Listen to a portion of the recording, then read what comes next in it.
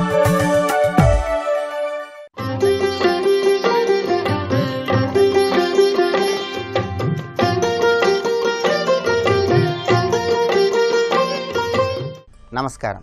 ప్రేక్షకులందరికీ శుభోదయం.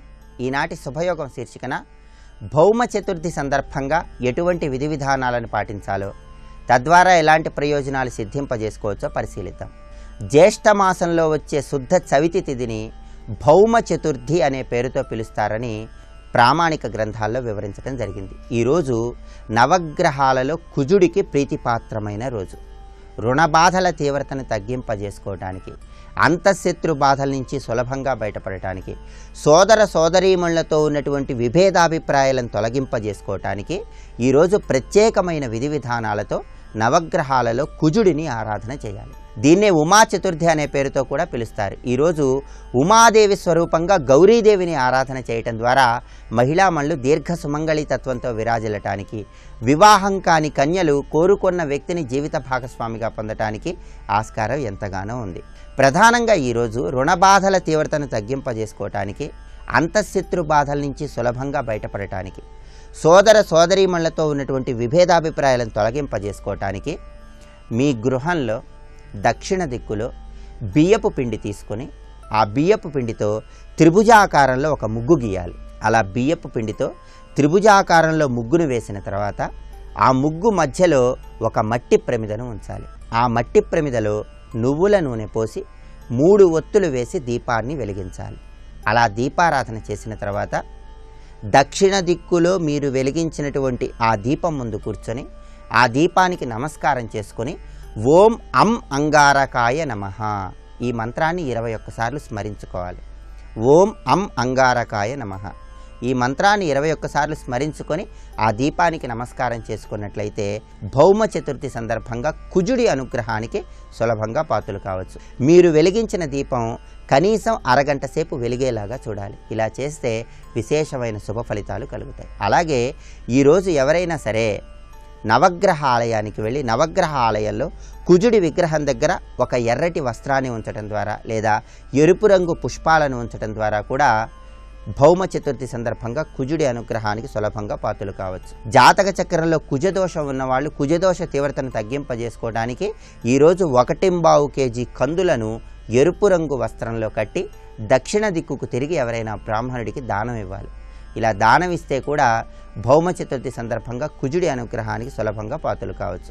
అలాగే ఉమా చతుర్థి సందర్భంగా వివాహం కావలసిన కన్యలు ఎవరైనా సరే ఈరోజు పార్వతీదేవిని ఆరాధన చేయటం ద్వారా, పార్వతీదేవి చిత్రపటం దగ్గర ఆవు నెయ్యితో దీపారాధన చేయటం, పార్వతీదేవిని గులాబీ పూలతో పూజించటం ద్వారా పార్వతీదేవి అనుగ్రహానికి పాత్రులై వివాహం కావలసిన కన్యలు సత్వరమే వివాహ ప్రాప్తిని సిద్ధింపజేసుకోవచ్చు. దాంపత్యంలో అనుకూలత ఏర్పడటానికి కూడా ఈరోజు ఉమా చతుర్థి సందర్భంగా గౌరీదేవిని ఆరాధన చేయండి. గౌరీదేవి అనుగ్రహానికి సులభంగా పాత్రలు కండి. ఉమా చతుర్థి భౌమ చతుర్థి సందర్భంగా కుజుడిని ఆరాధన చేయండి. కుజుడికి ప్రీతిపాత్రమైనటువంటి దీపాన్ని గృహంలో దక్షిణ దిక్కులో వెలిగించండి. కుజుడికి ప్రియమైన విధంగా దానాన్ని ఆచరించండి. గౌరీదేవిని ఆరాధన చేయండి. విశేషమైనటువంటి శుభ ఫలితాలను సిద్ధింపజేసుకోండి. రేపటి శుభయోగం శీర్షికన మంగళవారం సందర్భంగా సుబ్రహ్మణ్యేశ్వర స్వామి వారి ప్రసిద్ధ క్షేత్రం తిరుత్తని క్షేత్రానికి ఉన్నటువంటి విశిష్టత ఏంటో, తిరుత్తని క్షేత్రాన్ని దర్శిస్తే ఎటువంటి సత్ఫలితాలు కలుగుతాయో పరిశీలిద్దాం. నమస్కారం.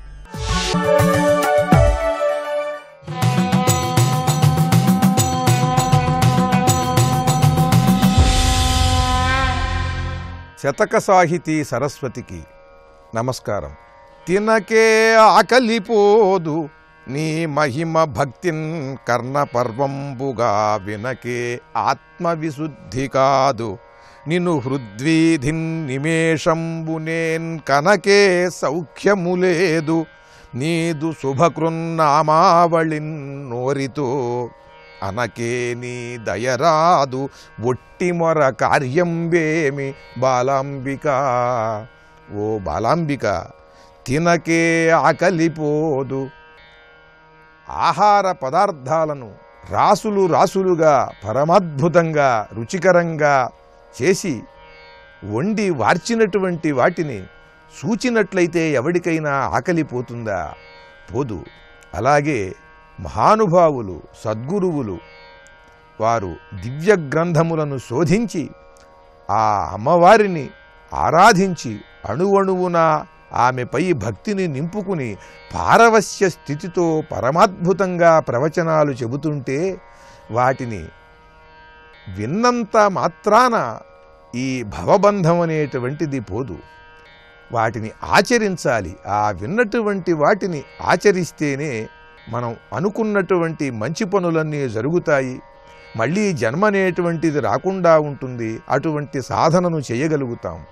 అంతేగాని చూచినంత మాత్రాన ఆహారాన్ని ఎలా అయితే ఆకలి తీరదో అలాగే మంచి విషయాన్ని విన్నంత మాత్రాన మంచి జరగదు. మంచి చేయాలని అనిపిస్తుంది తప్పితే చేయకుండా మంచి జరగదు. తినకే ఆకలిపోదు నీ మహిమ భక్తిన్ కర్ణపర్వంబుగా వినకే ఆత్మవిశుద్ధి కాదు. ఆత్మవిశుద్ధి చిత్తవిశుద్ధి కలగాలి అనంటే వినాలి. మహానుభావుల బోధలను వినటం వలన చిత్తశుద్ధి కలుగుతుంది. చిత్తశుద్ధి కలిగిన తరువాత మళ్ళీ సత్ప్రయత్నముతో మంచి ధ్యానం చెయ్యాలి, సాధన చెయ్యాలి. లేకపోతే సత్ఫలం చేకూరదు. విన్నంత మాత్రానే సత్ఫలం రాదు. నిను హృద్వీధిన్ నిమేషంబునేన్ కనకే సౌఖ్యము లేదు. చిత్తశుద్ధి అయినటువంటి వాడు హృదయంలో ఆ బాలా త్రిపుర సుందరీ దేవిని హృదయంలో నిలుపుకుంటేనే ఆనంద స్థితిలో తాను నిశ్చలంగా ఉంటాడు.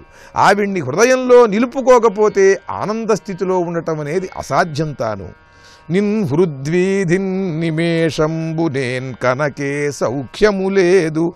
నీదు శుభకృన్నామావళిన్నోరితో ననకే నీ దయరాదు. నీ శుభప్రదమైనటువంటి నామములను ఈ నోటితో జపించాలి, పారాయణ చేయాలి. అప్పుడు గాని నీ అనుగ్రహం నాకు కలగదు తల్లి. సద్గురువుల బోధలు వింటే ఆత్మవిశుద్ధి కలుగుతుంది. ఆ ఆత్మవిశుద్ధి కలిగిన తరువాత హృదయంలో నిన్ను నిలుపుకునే ప్రయత్నం చేయాలి. అలా నిలుపుకున్నట్టయితే నిత్యానందం కలుగుతుంది. నిరంతరము ఆ స్థితి నిలబడటం కోసం నీ నామ పారాయణ చెయ్యాలి. నిరంతరం అలా చేస్తూ ఉంటేనే ఈ స్థితి నిలబడుతుంది, భవబంధం తొలగుతుంది. ఇదంతా కూడా ఆచరణ చేస్తేనే జరుగుతుంది.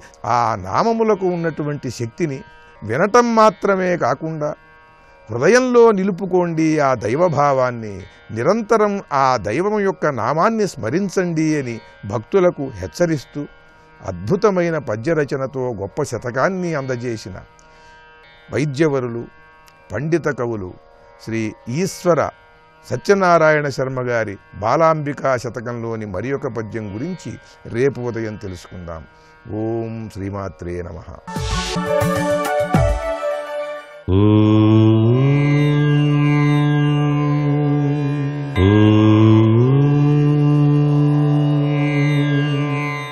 ఓం నమో నారాయణాయ. ఓం నమశివాయ. శ్రీమాత్రే నమః. ఈరోజు సోమవారం. సోముడు విశిష్టవంతమైనటువంటి మానసిక ఉల్లాసాన్ని కలిగించేటువంటి వాడు చంద్రుడు.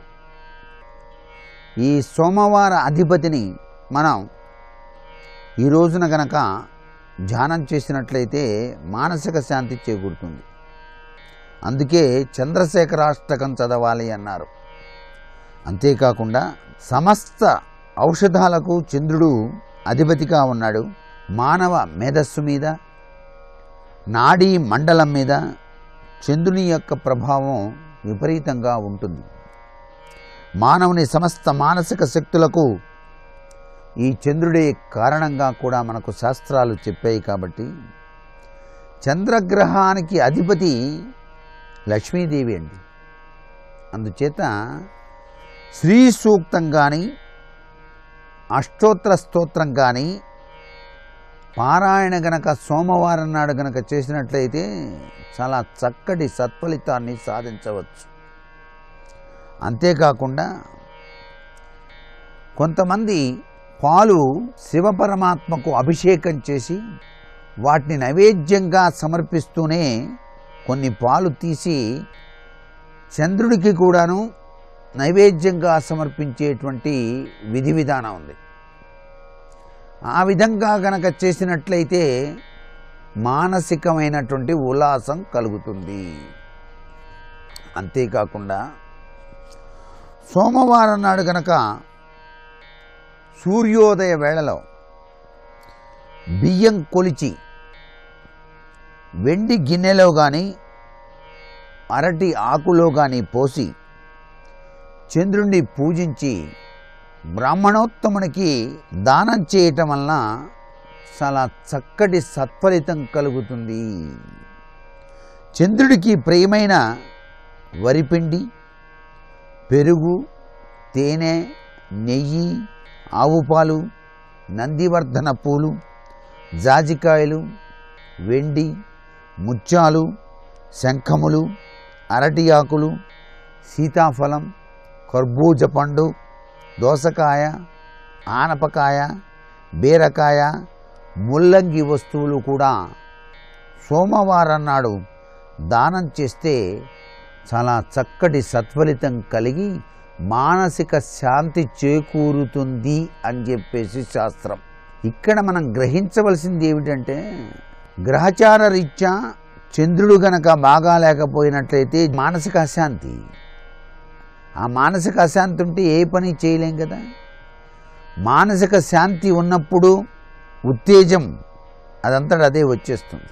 అంతేకాకుండా సోమవారం నాడు గనక 16 ఒత్తులు వేసిన నేతి దీపం వాయవ్య దిశలో పెట్టడం వల్ల కూడాను మంచి సత్ఫలితం కలుగుతుంది అని చెప్పేసి శాస్త్రం. సర్వే జనా సుఖినో భవంతు.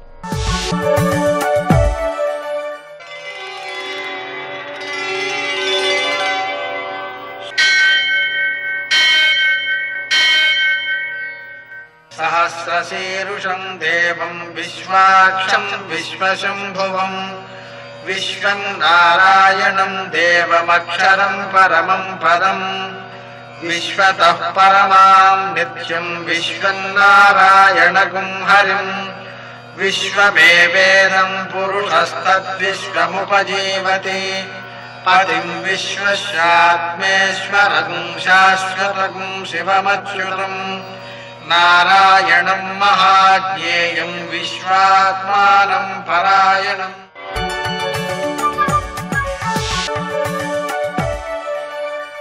సూర్యశౌర్యమథేందురింద్రపదవీ సన్మంగళం మంగళం. మృత్యుంజయాయ రుద్రాయ నీలకంఠాయ సంభవే అమృతేశాయ సర్వాయ మహాదేవాయ తే నమః. నేటి కాలమాన విశేషాలను గమనిద్దాం. స్వస్తి శ్రీ చాంద్రమాన హేమలంబనామ సంవత్సరం ఉత్తరాయణం గ్రీష్మ ఋతువు జ్యేష్ఠమాసం శుక్లపక్షం సోమవారం. సూర్యోదయం 5:44 సూర్యాస్తమయం 6:42. తిథి చవితి ఉదయం 11:11 వరకు, నక్షత్రం పునర్వసు మధ్యాహ్నం 1:29 వరకు, వర్జం రాత్రి 8:59 నుంచి 10:29 వరకు, దుర్ముహూర్తం మధ్యాహ్నం 12:39 నుంచి 1:31 వరకు, మరల మధ్యాహ్నం 3:15 నుంచి 4:06 వరకు, అమృతకాలం ఉదయం 11:17 నుంచి 12:45 వరకు, రాహుకాలం సోమవారం కాబట్టి ఉదయం 7:30 నుంచి 9 గంటల వరకు, అష్టకవర్గరీత్యా శుభప్రదమైన సమయం ఉదయం 7 గంటలకి. నేటి విశేషం ఉమావతారం. సోమవారం గౌరీ ప్రీతికరం. అలాగే ఉమావతారం కాబట్టి ఉమా అంటే పార్వతీదేవి ఆ హిమవంతుని యొక్క కుమార్తెగా అవతరించినటువంటి రోజు అన్నమాట. ఉమా అనే పేరు ఎందుకు వచ్చింది? ఊ అంటే ఓయి, మా అంటే వద్దు అని చెప్పి ఆ హిమవంతుని భార్య మేనక కోరిందనమాట. ఎవరిని? ఈ పార్వతీదేవిని. ఏమని కోరింది అంటే, ఆమె అతి చిన్న వయస్సులో శివుణ్ణి భర్తగా పొందడం కోసమని చెప్పి తపస్సుకు వెళ్ళిపోతోంది. అమ్మా, నువ్వు ఆ తపస్సుని చేసే కష్టపడలేవు, అందుకని ఓయి వెళ్ళవద్దు అని చెప్పి పిలిచింది. ఆ కారణంగా ఉమా అనే పేరు వచ్చిందనమాట ఆమెకు. ఆ ఉమావ్రతాన్ని మనం ఆచరించుకోవడం ద్వారా సౌభాగ్య సిద్ధి, అలాగే భర్తతో ఆనుకూల్యం. ఎంతటి ఆనుకూల్యం అంటే సగం శరీరాన్ని ఇచ్చేసాడండి, అంతటి ఆనుకూల్యం అనమాట. అందుకని మనకు సౌభాగ్యం అంటేనే అర్థం భర్తతో ఆనుకూల్యం అని. ఆ ఆనుకూల్యం అనేటువంటిది సిద్ధిస్తుంది. ఈ రోజున స్నానము అంటే నదీ స్నానము, అలాగే దానము, పూజ మొదలైనటువంటి కార్యక్రమాల ద్వారా ఆ అమ్మవారి యొక్క అనుగ్రహాన్ని సాధించుకోవచ్చు. నేటి ఆణిమత్యాలు.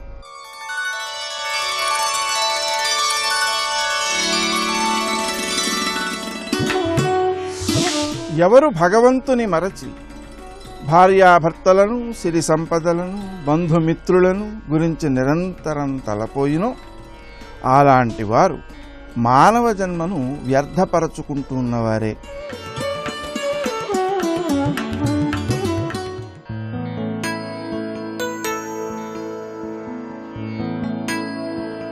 చేసే పనిలో అద్భుతమైన తెలివితేటలు చూపిన, అనంతమైన నమ్మకాన్ని ఉంచిన విజయం తప్పక వరిస్తుంది.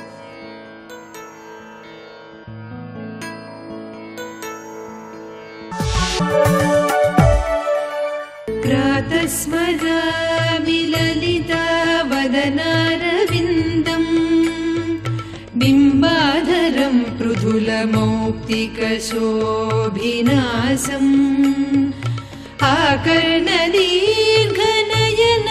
మణికుండలాఢ్యం మందస్మితం మృదుమదోజ్వల ఫాలదేశం. విశ్వ వికృతిమయీం, అమ్మ ఎన్నెన్ని రూపములతో వ్యాపించి ఉందో చూపిస్తున్నారు. ఒకటి శబ్దస్వరూపము, ఇంకోటి విశ్వరూపము. శబ్దరూపముగా చూస్తే వేదమయి, ఇవిడే నాదమయి, బిందుమయి. ఈ బిందువు చాలా ముఖ్యమైనదండి. ఈ బిందువే అన్న నాదంలో ఉంటుంది. ఈ బిందువు మంత్రత్వం ఇస్తుందండి. ఇప్పుడు ఆ అని అక్షరం ఉంది, అంటే మంత్రం అయిపోయింది. అనేటువంటి బిందువు కలిసింది అక్కడ, అది బిందువు కలవగానే మంత్రత్వం ఏర్పడింది. బిందువుకి అంత శక్తి ఉంటుంది. ఆ బిందువు సృష్టికి మూలస్థితి కనుకనే బిందువుకి అంత స్థితి ఉన్నది. ఈ బిందువు సృష్టికి మూలస్థితి. అహ విసర్గ, రెండు బిందువుల రూపం వచ్చింది. అన్నప్పుడు ఏకత్వం, అహ అన్నప్పుడు రెండు.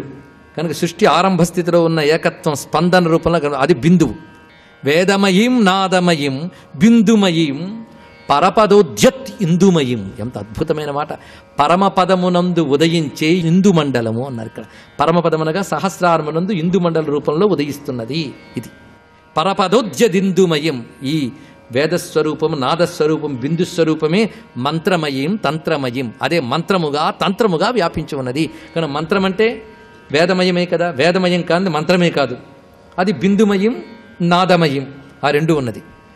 తంత్రమయం, మంత్రము తంత్రము రెండికి తేడా ఏమిటి? మంత్రాన్ని ఏ విధంగా ఉపాసించాలో తెలిపే శాస్త్రం పేరు తంత్రం, మరొకటి కాదు. ది ప్రాక్టికల్ ఫార్మ్ అంటే మంత్రము యొక్క ప్రాక్టీస్, అభ్యాస పద్ధతి, అది తంత్రం అంటే టెక్నికల్ నాలెడ్జ్. మంత్రాన్ని ఏ విధంగా ఆరాధించాలి, ఆ మంత్రం యొక్క యంత్రం ఏమిటి, ఆ దేవత ఏమిటి, పద్ధతి ఏమిటి చెప్పే శాస్త్రం పేరు తంత్రం. కనుక మంత్రమయి తంత్రమయి, ఆవిడే వేదము, ఆవిడే నాదము, ఆవిడే బిందువు, ఆవిడే పరమపదంలో ఉదయించే ఇందువు, ఆవిడే మంత్రమయి, ఆ తల్లే తంత్రమయి, ఆ తల్లే ప్రకృతిమయి, విశ్వ వికృతిమయి. ప్రకృతి అంటే మూలస్వరూపము, వికృతి అంటే పరిణామ రూపం. ఉదాహరణకి మట్టి ప్రకృతి, కుండలు వికృతి. అలాగా ఈ విశ్వమునకంతటికి మూలమైన ప్రకృతి ఆవిడ, విశ్వమునందు వివిధ ఆకృతులుగా కనబడుతున్నది ఆవిడే. ప్రకృతిం వికృతిం విద్యాం, ఆ మాటే ప్రకృతిమయీం నౌమి విశ్వ వికృతిమయీం. నౌమి అంటే నమస్కరిస్తున్నాను అని దీని యొక్క అర్థం. పురమథన పుణ్యకోటి పుంజిత కవిలోక సుక్తి రసధాటి మనసి మమ కామకోటి విహరతు కరుణా విపాక పరిపాటి. ఎన్ని టీలు వచ్చాయి? ఆ టీలలో ఎంత అందం ఉందో చూడండి, ఎంత రుచి ఉందో ఈ టీలలో. పురమథన పుణ్యకోటి, పురమథనం అంటే శివుడు, త్రిపురాసుర సంహారకుడు. త్రిపురాసుర సంహారకుడైన శివుని పుణ్యాల కుప్ప మా అమ్మ అన్నాడు ఇక్కడ. ఎంత గొప్ప మాట అంటే, కోటి అంటే రాశి, కుప్ప. మా శివుడి పుణ్యాల కుప్ప అంటే మా శివుడు ఎన్నో పుణ్యాలు చేసుకుంటూ దొరికింది ఈవిడ, ఆయన పుణ్యాల ఫలితం అన్నాడు ఇక్కడ. చూసారా, సాధారణ మనం అనుకుంటాం అమ్మవారు ఎంతో తపస్సు చేస్తే శివుడు దొరికాడని. కానీ శివుడు చాలా తపస్సు చేస్తే నా కోసం అంత తపస్సు చేశాడు కనుక నేనేమీ చేయకపోతే బాగోదులే అని కొంత తపస్సు ఆవిడ చేసింది. అసలు ఆయన తపస్సే చాలా ఎక్కువ. అందుకే పరస్పర తపపుంజ ఫలాయిత స్వరూపిణౌ ప్రపంచ మాతాపితరౌ ప్రాంచౌజాయా పతిస్తుమహ అంటారు అప్పయ్య దీక్షితులు వారు. గొప్ప మాట చెప్పారు ఇక్కడ. అందుకు ఆ భవ్యమైనటువంటి ఆ తత్వము శివుని పుణ్యాల రాశి అండి. అది ఇందులో చెప్పబడుతుంది, శివుని పుణ్యాల రాశి ఈ తల్లి.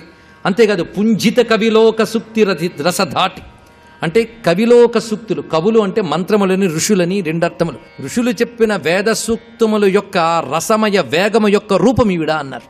అంటే వేదమంత్రముల్లో చెప్పబడ్డ శక్తియే ఈవిడ, ఇది ఒకటి అర్థం. అలాంటి తల్లి నా మనస్సులో ఉన్న కామకోటీదేవి అన్నారు. అమ్మవారే కామకోటి అండి. ఆ కామకోటి అనగా కామకోటి పీఠ రూపిణి. కామకోటి అంటే నేను అర్థం చెప్పుకున్నాం కదా. ఆ క్షేత్రంలో ఏ మంత్రము జపించినా అందులో ప్రతి అక్షరము కోటి గుణితమై మన కోరికలను తీరుస్తుంది కనుక కామకోటి. ఇది ఒక అర్థము. కోటి అనగా అంచు, కామము యొక్క అంచు అంటే కామము దాటిన స్థితి అనగా మోక్ష భూమిక, అదే కామకోటి. ఇది దీని యొక్క అర్థం. అలాంటి ఆ కామకోటి దేవి మమ మనసి విహరతు, నా మనస్సులో విహరించుగాక. ఇది ఈ శ్లోకంలో దాగిన భావం. ఇప్పటి నుంచి మనం చూడబోయేవి అమ్మ యొక్క 10 రూపాలు చూడబోతున్నామండి. ఒక్కొక్క రూపం ఒక్కొక్క శ్లోకంలో చూపించాడు. వీటిని ఆమ్నాయ దేవతలు అని అంటారండి. అంటే శ్రీ విద్యలో ఆమ్నాయ మంత్రములు ఉంటాయి. ఈ ఆమ్నాయ మంత్రాల్లో అనేక దేవతలు అనేక మంత్రములు ఉంటాయి. అవన్నీ అమ్మ రూపాలే. అసలు చింతామణి గృహంలో అమ్మ కూర్చుందని చెప్తారు. ఏమిటి ఆ చింతామణి గృహం అంటే? ఒక రత్నాలండి. చింతామణి గృహములంటే నిజానికి చింతామణి అంటే మంత్రాలండి. ఒక్కొక్క మంత్రం ఒక్కొక్క చింతామణి. ఆ మంత్రాలతో నిర్మించిన గృహం. ఆ గృహ మధ్యంలో ఆవిడున్నది. అంటే అర్థం ఆ చుట్టూ ఉన్న మంత్రములన్నీ ఈవిడి నుంచి వచ్చిన శక్తులే. అది తెలుసుకోవాల్సింది. ఏ ప్రమాణంతో ఇవి చెప్తున్నావు అంటే ఆ చింతామణి గృహానికి 4 ద్వారాలు ఉంటాయట. ఈ 4 ద్వారములు పూర్వామ్నాయ, పశ్చిమామ్నాయ, ఉత్తరామ్నాయ, దక్షిణామ్నాయ ఇవి చెప్తున్నాయి. పైన ఉన్నది ఊర్ధ్వామ్నాయ. ఇంకా ఉపాసనలో పూర్ణదశకు చేరిన వాళ్ళకి అనుత్తరామ్నాయ అని మరొకటి ఉన్నది. మొత్తానికి ఆమ్నాయ మంత్రములు ఉంటాయి. ఇన్ని మంత్రములకి మూల స్వరూపం అమ్మవారు. అందుకే శ్రీ విద్య తీరు వేరండి. శ్రీ విద్య సర్వమంత్ర స్వరూపం, సామాన్యం కాదు. శ్రీ విద్యలో అన్ని మంత్రాలు ఉంటాయి. శివ మంత్రాలు, విష్ణు మంత్రాలు అన్నీ ఉంటాయి. అంటే సంపూర్ణ బ్రహ్మ విద్య కనుకనే అన్నీ తీసుకున్నది, సమస్త వేదములు కూడా. అది ప్రత్యేకత. ఆ ఆమ్నాయ దేవతలు కొంతమంది ఉంటూ ఉంటారు. ఆమ్నాయ దేవతల్లోనే మనకు ప్రధానంగా అంగదేవతలు, ఉపాంగ దేవతలు ఉంటారు. అంగదేవతలు అంటే అమ్మవారికి అంగదేవతలు ప్రధానం. అంగదేవతలకు సహాయంగా ఉండి ఉపాంగ దేవతలు. ఉదాహరణకి శ్యామలాదేవి, వారాహిదేవి అంగదేవతలు. ఈ శ్యామలాదేవికి వాగ్వాదినీదేవి, లఘుశ్యామ వీళ్ళు ఉపాంగ దేవతలు. అదేవిధంగా వారాహి అంగదేవత అయితే తిరస్కరిణి, ఇక ఇత్యాదులు చెప్పబడుతూ ఉంటాయి వారాహి స్వరూపాలు, అవి ఉపాంగ దేవతలు. ఇంకా చాలా చాలా ఉన్నాయి. ఆ ఆమ్నాయ దేవతల్లో ఎవరెవరు మనకు ప్రధానమో, ఎవరిని ధ్యానిస్తే మనకు అత్యంత రక్షణ లభిస్తుందో అలాంటి 10 రూపాలను ఇందులో వర్ణించి చూపిస్తున్నారు. ఇక్కడి నుంచి ఈ వెళ్ళబోతున్నప్పుడు ఒక్కొక్క రూపాన్ని నేను వర్ణిస్తున్నాను, మూకవి రాశాడని కాకుండా మన కోసం ఆ తల్లి ఇక్కడ దర్శనమిస్తోందని భావంతో పరిశీలిద్దాం. పైగా చిత్రం ఏంటంటే ప్రతి రూపాన్ని చెప్తూ కామాక్షి అంటారు మళ్ళీ. అంటే అర్థం ఏంటి? ఆ దేవతలు నీ స్వరూపమేనమ్మా, మమ్మల్ని రక్షించడానికే నువ్వు ఆ రూపం ధరించేవు అని చెప్పడం దీనిలో ఉన్న రమ్యత. అయితే ఇది ప్రారంభించే ముందు అమ్మవారికి సంబోధన చేస్తూ కొన్ని వాక్యములు ఉన్నాయండి. విద్యే విధాతృ విషయే, విద్యే విధాతృ విషయే. విధాతృ విషయం అంటే బ్రహ్మగారికి సంబంధించిన విద్య అన్నాడు. అంటే సరస్వతీదేవి అని ఒక అర్థము. బ్రహ్మకి సంబంధించిన విద్య అంటే బ్రహ్మ విద్యాస్వరూపిణి అని ఒక అర్థం. కాత్యాయని, కాళీ, కామకోటికళే, భారతి, భైరవి, భద్రే, శాకిని, శాంభవి, శివే స్తువే భవతి. శాకిని అనే మాట వచ్చింది. ఏమిటి శాకిని? ఢాకిని శాకిని అని కాదు. ఇక్కడ శాకిని అనే మాటకు అర్థం ఏంటంటే శాకములను ఆభరణములుగా ధరించే వసుంధర అని అర్థంట. భూదేవికి శాకిని అని పేరు.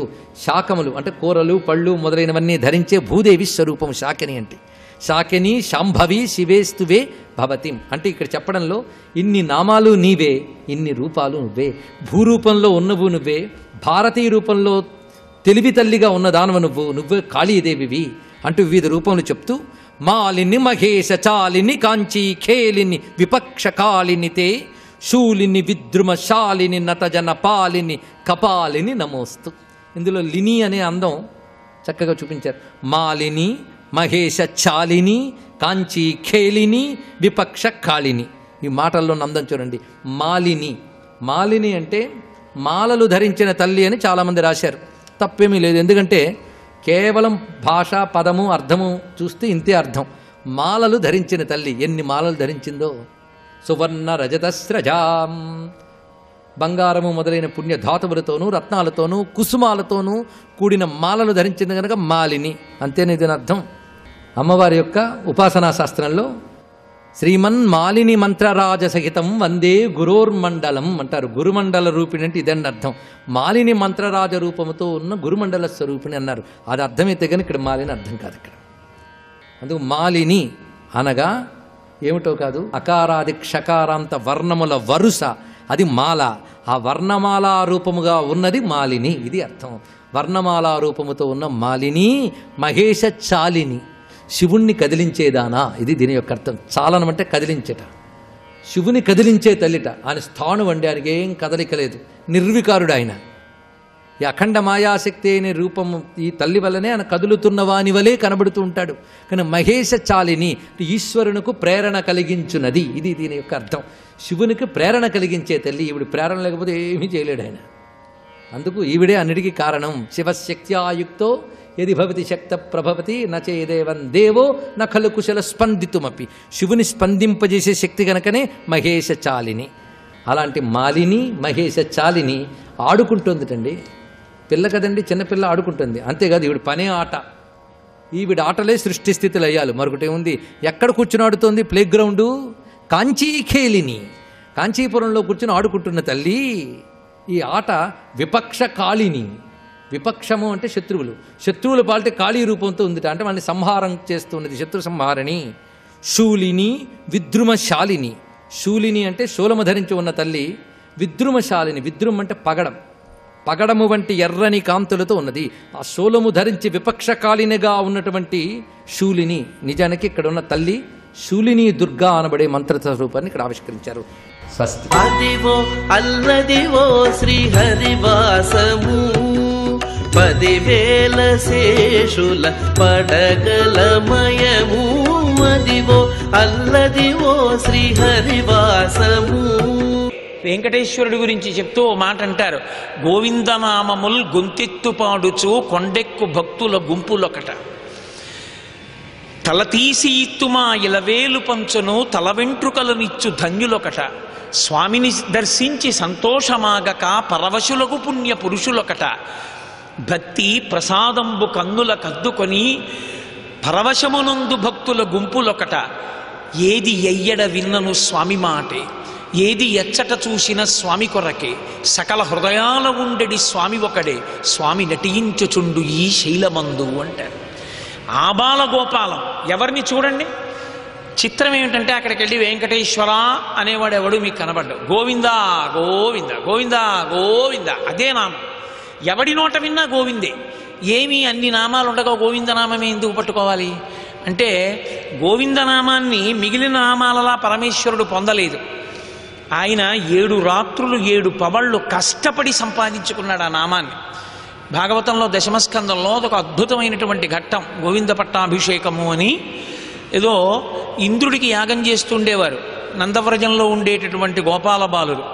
ఇంద్రుడికి గర్వం వస్తోందని శ్రీకృష్ణ పరమాత్మ చిన్నపిల్లవాడిగా ఉండి, ఇంద్రుడికి ఎందుకు నాన్నగారు, మనము ఇదిగో మన ఎదురుగుండా కంటికి కనపడుతున్నటువంటి గోవర్ధనగిరికి చేద్దాం. గోవర్ధనగిరి మీద ఉన్న గడ్డి మన ఆవులు తింటున్నాయి, పాలిస్తున్నాయి. ఎక్కడో ఇంద్రుడికి ఎందుకు, గోవర్ధనగిరికి చేద్దాం యాగం అన్నాడు. ఒరే బానే ఉందిరా, కానీ ఏం చెయ్యాలన్నారు. ఏం చెయ్యాలని అడుగుతారేమిటి? ఇంద్రయాగానికి మీరు ఏమేమి వండిస్తున్నారో అవన్నీ వడ్డించండి. పప్పు, సైదపు పిండి వంటలు, అపూపములు, పాయసములు, బహురసాన్నములు వండపంపుడు, ఇవన్నీ చక్కగా వండించండి. హోమంబు చేయుడు, అచలురై పూజ చేయుడు అచలమునకు, అధమ చండాల సునక సంతతికి తగిన భక్ష్యముల నిండు, పశువులకు గసవులిండు. కొండకి పూజ చేయండి. ఇంద్రుడు కంటికి కనపడడం, ఇంద్రుడి అహంకారం అణచాలని చెప్పారు తప్ప వేదాన్ని వ్యతిరేకించడం అక్కడ ఉద్దేశ్యం కాదు. గోవర్ధనగిరి మనకి కనపడుతోంది. రండి గోవర్ధనగిరికి మనందరం కలిసి ప్రదక్షిణం చేద్దాం. వినుడీ శైలము కామరూపి మనలను మన్నించు, ఆజ్ఞాన్నముల్ మనమిప్పించిన ఆహరించు, కలులన్ భంజించు, అనుకంపాతిశయంబు చేస మనపైనంచున్ సగోపాలుండై వనజాక్షుండు నమస్కరించ గిరికిన్ వందారు మందారుడై, రండి గోవర్ధనగిరికి ప్రదక్షిణం చేద్దామన్నాడు. అందరూ బయలుదేరారు. పాటించి గాన విద్య పాటవమున తేరులెక్కి బహుతానములన్ పాటల గంధులు పాటలు పాడిరి విరోధి పాటనుడనుచున్. కృష్ణుడి మీద పాటలు పాడుకుంటూ గోపకాంతలందరూ బళ్ళెక్కారు. ఆవులు, ఎద్దులు, దూడలు, కృష్ణుడు అందరూ కలిసి గోవర్ధనగిరికి ప్రదక్షిణం చేస్తున్నారు. వీళ్ల మధ్యలో చిన్ని కృష్ణుడుగా ఉన్నాడు. గోవర్ధనగిరి మీద తానే గోవర్ధనగిరి అధిష్టాన స్వరూపంలా కనపడుతూ ఆ పదార్థాలన్నింటినీ తానే తినేస్తున్నాడు. చాలా సంతోషపడిపోతున్నారు. ఇంద్రుడికి ఎక్కడ లేని కోపం వచ్చింది. నా యాగం మానేయమన్నాడు, వీళ్ళందరూ మానేశారు అని ఉజ్జత్ సంపదనం వినంద తనయోద్యోగంబునన్ వెర్రులై మధ్యాగంబు విసర్జనీయమని రీమర్చుల్ వడిన్మీరు మీ విద్యుద్వల్లులు గప్పి తాడనములను వేధించి గోవుల్ జనుల్ సద్యో మృత్యువు పొందరాల్ కురియుడు ఈ శౌర్యం బవార్యంబుగం. మేఘాల్ని పిలిచాడు, వెళ్ళి మీరు రాళ్ల వర్షం కురిపించండి. వచ్చేసే మేఘాలు విపరీతమైన వాన. వాళ్ళకి కష్టం వచ్చినా సుఖం వచ్చినా కృష్ణుడికే చెప్పుకుంటారు. వాళ్ళన్నారు, ఏమిటి వాన కృష్ణ, మేమెప్పుడు చూడలేదు, ఎంత పెద్ద వానో, నువ్వు తప్ప మమ్మల్ని ఎవరు రక్షిస్తారు? ఇందుకు వచ్చింది గోవిందనామం. ఇప్పుడు ఆయన నిజమే ఇంత వాన పడుతోంది, ఇంద్రుడికి యాగమొద్దన్నాను, ఇప్పుడు ఎక్కడికెడతాం, ఎక్కడికి తప్పుకుంటాం, దూడలు అడుస్తున్నాయి, ఆవులు పడిపోతున్నాయి ఓ పక్క నుంచి, ఈ వడగళ్ళేమిటి అని ఆయన అనలేదు. వాళ్ళందరూ వచ్చి మళ్ళీ తనతో మొర పెట్టేటప్పటికీ బాలుండాడు చునాతపత్రమని సంభావించి పూగుత్తి కెంగేలం దాల్చిన లీలలే నగబుతో కృష్ణుండు తానం మహాశైలం మున్వలకేల దాల్చి విపుల ఛత్రం ముఖాపట్టే తద్భీలాభ్రచ్యుత దుశ్శిలాచకిత గోపీ గోప గోపంతికిన్ హరిదోర్దండముగామ గుబ్బ శిఖరం బాలంబె ముక్తావుళుల్ బరగంజారుడి తోయ బిందువులు గోపాలంగనాపంగహాసరుతుల్ రక్త చెయంబుగాక అచల ఛత్రంబు శోభిల్లి తత్కిరిబిద్దుర్మద భంజియై జలధిరక్లిన్న ప్రజారంజియై అంటారు. పిల్లవాడు ఆడుకుంటూ ఆడుకుంటూ అలా పరిగెత్తుకుంటూ వెళ్ళిపోతూ ఓ లిల్లీ పువ్వు కోసి చేత్తో పట్టుకున్నట్టే ఇంతమంది బాధపడుతుంటే గోవర్ధనగిరిని కుడి చేతి వేలి చిటికిన వేలి మీద పైకెత్తి ఇలా పట్టుకున్నాడు. ఎన్నాళ్ళు? 7 రాత్రులు 7 పగళ్ళు పట్టుకుని ఆయన మీద నమ్మకం లేక బయట నిలబడిపోయిన వాళ్ళని ఆయన వేడుకున్నాడు. బాలుండీతడు కొండదొడ్డది మహాభారంబు సైరింపగా దాలండోజని దీని కింద నిలువంచింతింపగా బోలదు ఈ శైలాంబోదిది జంతు సంజిత ధరా చక్రంబు పైపడ్డ నాకేలల్లాడదు మందులారనిలుడి క్రిందన్ ప్రమోదంబునన్. బెంగ పెట్టుకోకండి, పిల్లాడు కొండ పట్టుకోగలడా అనుకుంటున్నారా? ఏమీ బెంగలేదు. ఈ బ్రహ్మాండం అంతా వచ్చి పడిపోయినా సరే కొండ కింద పడదు, రండి బంధువులారా అని పిలిచాడు. పిలిచి పిలిచి రక్షించాడు.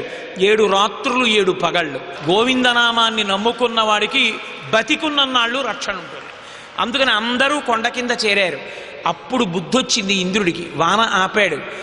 సురభిక్షీరములన్ సురద్విపమహా శుండాలతానీత నిజ్జర గంగాంబువలన్ నిలింపజనని సన్మౌని సంఘంబుతో సురనాథుండభిషిక్తు చేసి పలికన్ సొంపార గోవిందుండన్సు రణాక్రాంత విపక్ష తోయజలాక్షున్ సాధు సంరక్షణున్. కామధేనువు గబగబా వచ్చి, నోరున్న వాళ్ళు ఎక్కడికైనా పరిగెడతారు ఆపదొస్తే, కానీ కృష్ణ నోరు లేని ఆవుల్ని దూడల్ని కాపాడావు కొండ ఎత్తి, కాబట్టి ఇవాళ గోవుల్ని కాపాడావు కాబట్టి గోవిందా అని పట్టాభిషేకం చేస్తున్నానని వచ్చింది. ఇంద్రుడు కామధేనువు యొక్క పాలు పోసి స్వామికి ఆ రోజున గోవింద పట్టాభిషేకం చేశాడు. అందుకే ఎవరైనా గోవిందా అన్నారనుకోండి ఆయన ఉలిక్కి పడతాడు. అప్పుచ్చుకున్నవాడు తీర్చకుండా ఉంటే డబ్బిచ్చిన వాడు ఎదురు పడితే ఎలా ఉలిక్కి పడతాడో ఈశ్వరుడు అలా ఉలిక్కి పడతాడన్నారు గోవిందా అంటే. గోవిందా అంటే అయ్యో నన్ను ఎవడో పిలుస్తున్నాడు రా, ప్రతిజ్ఞ చేసి తెచ్చుకున్న నామం ఈ నామం, కాబట్టి నేను పలకద్దు అని ఉలిక్కి పడతాట. అందుకే వెంకటాచలం వెడితే ఎవరు వెంకటేశ్వర వెంకటరమణ అందరూ గోవిందా గోవిందా, అన్నిటికీ గోవిందా. తలుపులు తెరిచారనుకోండి గోవిందా గోవిందా.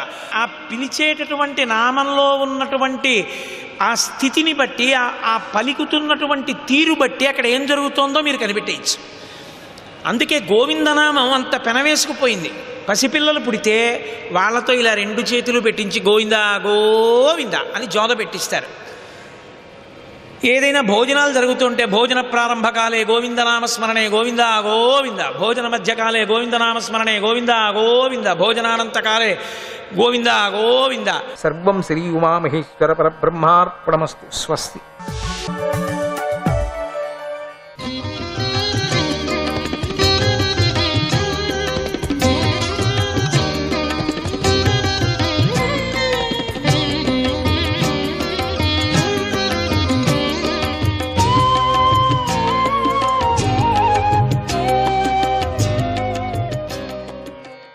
దామోదరాయ నమః.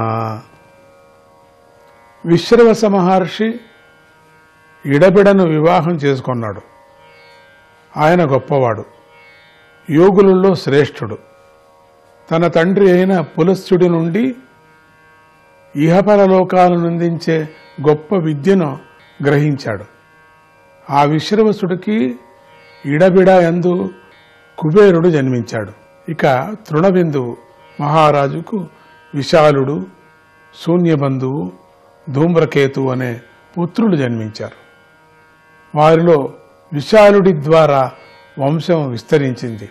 ఆయన వైశాలి అనే నగరాన్ని నిర్మించాడు. విశాలుడి పుత్రుడు హేమచంద్రుడు. అతడికి ధూమ్రాక్షణుడు, ధూమ్రాక్షుడికి సంయముడు, సంయముడికి కృశాశ్వుడు, దేవజుడు జన్మించారు. వారిలో కృశాశ్వుడికి సోమదత్తుడు పుట్టాడు. ఆ సోమదత్తుడు అనేక అశ్వమేధ యాగాలు చేసి అన్నానికి ప్రభువైన ఈశ్వరుణ్ణి ఆరాధించాడు.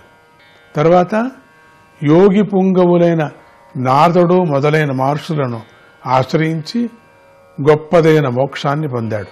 ఆ సోమదత్తుడికి సుమతి కలిగాడు. సుమతికి జనమేజయుడు జన్మించాడు. వీరితో పాటు హేమచంద్రుడు మొదలైన వైశాల నగర రాజులందరూ తృణబిందువు యొక్క కీర్తిని నిలబెట్టారు. ఇంతటితో 9వ స్కందంలోని 2వ అధ్యాయం సమాప్తమవుతున్నది. ఇక మనం 3వ అధ్యాయంకి వెళుతున్నాం. ఈ అధ్యాయంలో సుకన్య రేవతుల చరిత్ర చెప్పబడింది. శ్రీ సుఖమహర్షి ఇలా చెప్పసాగాడు. మనుచక్రవర్తి యొక్క పుత్రుడు శర్యాతి. ఆ శర్యాతి వేదం చదువుకున్నాడు, బాగా చదువుకున్నాడు వేదం. ఆయన అంగిరస గోత్రీయులు చేసే సత్రయాగంలో 2వ రోజున చేయవలసిన కర్మను గురించి చెప్పి ఒక పద్ధతిని ఏర్పాటు చేశాడు. అంతటి గొప్పవాడికి సుకన్య అనే అందమైన కూతురుంది. ఆయన ఒకనాడు తన కూతురుతో కలిసి అడవికి వెళ్ళాడు. అక్కడ చవిన మహర్షి ఆశ్రమం ఉంది. వారు మహర్షి ఆశ్రమంలోకి ప్రవేశించారు. సుకన్య తన చెలికెత్తలతో కలిసి అందమైన అడవిలో అందమైన చెట్లను చూస్తూ పరవశిస్తూ తిరగసాగింది. అంతలో ఆమెకు ఒక పాము పుట్ట కనిపించింది. ఆ పుట్ట చిల్లులలో నుండి 2 మిణుగురు పురుగులు వంటి వెలుగులు దివ్యంగా ప్రకాశిస్తూ ఆమెకు కనిపించాయి. సుకన్య వయస్సులో చిన్నది. ఆమెకింకా చిలిపిదనం పోలేదు. విధి ప్రేరణచే ఆమె చేతిలోకి ఒక పుల్లను తీసుకొని వెలుగులు చెందుతున్న ఆ 2 వెలుగులను పుల్లలతో గట్టిగా పొడిచింది. అప్పుడు ఆ 2 చిల్లుల నుండి రక్తం కారింది. తక్షణమే రాజుగారి వెంట వచ్చిన సైనికులకు మలమూత్రాలు బంధించబడ్డాయి. శర్యాతి రాజుగారికి ఆ విషయం తెలిపి ఎంతో ఆశ్చర్యపోయాడు. తెలిసిన తక్షణమే సైనికులతో ఇలా అన్నాడు. ఓ సైనికులారా, మీలో ఎవరైనా భృగు వంశీయుడైన శవన మహర్షికి అపకారం చేశారా? ఈ మలమూత్ర బంధనం బట్టి మనలో ఎవరో ఒకరు ఆయన ఆశ్రమాన్ని కలుషితం చేశారని తెలుస్తుంది అన్నాడు.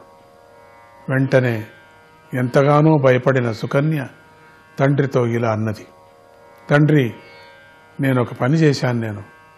నేను తెలియక 2 వెలుగుతున్నటువంటి వెలుగులను ఒక ముళ్ళుతో గట్టిగా పొడిచానన్నది. కూతురు మాటలు విని శర్యాతికి చాలా భయం కలిగింది. పుట్టలోపల కనిపించకుండా ఉన్నటువంటి చవన మహర్షిని ఆయన మెల్లగా ప్రసన్నం చేసుకున్నాడు. మహర్షి యొక్క అభిప్రాయాన్ని గ్రహించి తన కూతురు అయిన సుకన్యను ఆయనకిచ్చి వివాహం చేశాడు. ఇలా ఆయన గొప్ప కష్టం నుండి బయటపడ్డాడు. అందరికీ మలమూత్ర బంధం తొలగిపోయింది. శర్యాతి మహారాజు మహర్షి వద్ద సెలవు తీసుకొని తన నగరానికి వెళ్ళాడు. కళ్ళు పోయిన తనకు ఇకపై ఎవరు ఆధారము?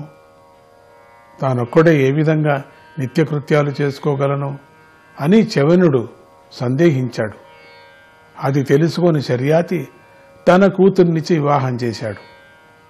సుకన్య భర్త అయిన చవన మహర్షి మిక్కిలి కోపిష్టివాడు. కాని సుకన్య ఆయన మనస్సు తెలుసుకొని ఆయనకు అనుకూలంగా సేవలను చేసి ఆయనకు ప్రీతిపాత్రులారింది. తర్వాత కొంతకాలానికి అశ్వినీ దేవతలు చవన మహర్షి ఆశ్రమానికి రాగా ఆయన వారిని పూజించి వారితో, ఓ దేవతలారా, మీరిద్దరూ సర్వసమర్థులు గదా, నాకు యవనాన్ని ప్రసాదించండి. యజ్ఞంలో మీకిద్దరికీ సోమపానం త్రాగే అర్హత లేదు, అందుచేత నేను మీ ఇద్దరికీ సోమపానాన్ని త్రాగే అర్హతను కలిగిస్తాను, సోమరసాన్ని అందిస్తాను. యువతలకు మోహాన్ని కలిగించే అందమైన రూపాన్ని, యవనాన్ని నాకు అనుగ్రహించండి అని కోరుకున్నాడు. ఆ అశ్విని దేవతలు గొప్ప వైద్యులు. వారు చవన మహర్షిని పొగడి, సరే, సిద్ధుల చేత నిర్మించబడిన ఈ సరస్సులో మీరు మునగండి అన్నాడు. చవన మహర్షిది దేహమంతా ముసలితనం వ్యాపించి బాగా అప్పటికే ఉంది కదా, దేహంలోని నరాలు బయటకు పొక్కి కనిపించసాగాయి. ఒళ్లంతా ముడతలపడి ఉంది, జుట్టు తెల్లబడి ఉంది. ఆయన వికృతంగా ఉన్నాడు. ఆయనతో పాటుగా వారు కూడా ఆ సరస్సులోకి ప్రవేశించి పైకి లేచి వచ్చారు. అప్పుడు వారు ముగ్గురు సుందరమైన పురుషులలాగా ఉన్నారు. వారు కుండలాలను పద్మాల మాలను ధరించి ఉన్నారు. చక్కని వస్త్రాలను కట్టుకొని ఉన్నారు. ముగ్గురు ఒకే రూపాన్ని ధరించి సూర్యుడిలాగా వెలుగుతున్నారు. వాళ్ళ ముగ్గురు అక్కడ ములిగారండి. ములుగుతూనే సుందరమైనటువంటి పురుషులు బయటకు వచ్చారు. అశ్విని దేవతలిద్దరూ, చవన మహర్షి ఒకే రూపంతో ఉన్నారు. వాళ్ళంతా వారి రూపం యువతులకు మోహాన్ని కలిగించేలాగా ఉంది. అంత మంచి రూపం అది. వారిని సుకన్య చూసింది. వాళ్ళు అట్లా పైకి వస్తూనే చూసింది. కానీ ఆ పతివ్రత వారిలో తన భర్తను గుర్తుపట్టలేకపోయింది. ముగ్గురు ఒకే మాదిరిగా ఉన్నారు కదా. అశ్విని దేవతలనే ప్రార్థించింది. వారు సుకన్య యొక్క పాతివ్రత్యానికి చాలా సంతోషించారు. ఆమెకు ఆమె భర్తను చూపించి మహర్షి వద్ద అనుమతి తీసుకొని స్వర్గానికి వెళ్ళిపోయారు. ఒకనాడు శర్యాతి మహారాజు యజ్ఞం చేయాలనుకొని చవన మహర్షి ఆశ్రమానికి వెళ్ళాడు. అక్కడ ఆయనకు తన కుమార్తె ప్రక్క సూర్యుడిలాగా వెలిగిపోతున్నటువంటి ఒక సుందరమైన యువకుడు కనిపించాడు. ఆయన మనస్సుకు సంతోషం కలుగలేదు. సుకన్య మాత్రం తండ్రి రాకకు చాలా సంతోషించింది. ఆయన పాదాలకు నమస్కారం చేసింది. శర్యాతి మాత్రము ఆమెను ఆశీర్వదించకుండా ఇలా అన్నాడు, ఓ దుష్టురాలా, ఇదేం పని? నువ్వు ఏమి చేయాలనుకున్నావు? నీ భర్త లోకం చేత నమస్కరించబడే మహర్షి, నువ్వు ఆయనను వంచావు. ఎందుకంటే ముసలోడు ఆయన ఆ మహర్షి నీకు నచ్చలేదు కదా, అందుకే దారిని పోయే ఈ విటుడిని పట్టుకున్నావు. ఓ సుకన్య, నువ్వు సత్పురుషుల వంశంలో పుట్టావు. అటువంటి నీకు ఇలాంటి బుద్ధి ఎలా పుట్టింది? తండ్రి మరియు భర్త ఈ ఇద్దరి వంశాలను నరకంలోకి త్రోసేస్తున్నాయి అన్నాడు. అప్పుడు సుకన్య చిరునవ్వు నవ్వుతూ చెప్పింది, తండ్రితో ఇట్లా అంటుంది, నాన్నగారు, ఈయన నీ అల్లుడే, భృగువంశీయుడైన చవన మహర్షుల వారే అని ఆయనకు యవ్వనము మంచి రూపం వచ్చినట్టు ఘట్టాన్ని వివరించి బాగా చెప్పిందట. శర్యాతి మహారాజు ఆశ్చర్యాన్ని, పరమానందాన్ని పొందాడు. కుమార్తెను అభినందించాడు. తర్వాత చవన మహర్షి మామగారైన శర్యాతి చేత సోమయాగాన్ని చేయించాడు.